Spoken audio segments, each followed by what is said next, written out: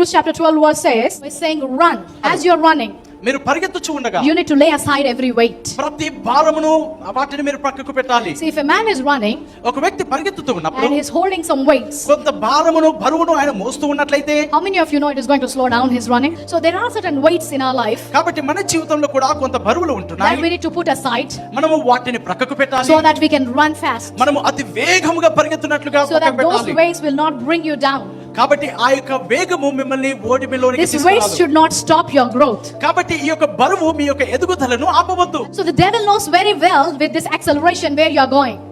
కాబట్టి సాతానుకు తెలుసు ఈ వేగము ద్వారా మీరు ఎచ్చటికి వెళ్తారో దానికి తెలుసు. That's the reason he tries to put these weights on you to slow you down. అందుకనే ఆ మీ వేగవంతమును తగ్గించడానికి సాతానుడు ఆ యొక్క అనేకమైన భారాల్ని తెచ్చి పెడుతూ For ఉన్నాడు. some of you, the family dispute or the argument with your husband, that's just a weight to stop your acceleration. చూడండి, మీ భార్యాభర్తల మధ్య గొడవలు కానీ అవన్నీ కూడా మీ వేగవంతమును ఆపడానికి అది భారమై The frustration with your neighbor, that's just a weight because the devil wants to stop your me acceleration. పొరుగు వారిని చూసి మీరు కోపంలో ఒత్తిడిలో ఉంటున్నారంటే సాతానుడు తెస్తున్నటువంటి The stress at your job is just a weight to stop your acceleration. కాబట్టి మీ యొక్క ఉద్యోగంలో ఉన్న ఆ యొక్క ఒత్తిడి మీ వేగమును తగ్గించే భారమై ఉంటున్నది. Choose to let go of these weights. కాబట్టి ఆ భారమును విడిచిపెట్టుటకు మీరు ఉంచుకోనండి. Be focused on your purpose. కాబట్టి మీ యొక్క ఉద్దేశం పైన మీరు You కేంద్రీకరించండి. need to say to yourself, I am going with the speed of God and I don't want these weights to lay me down.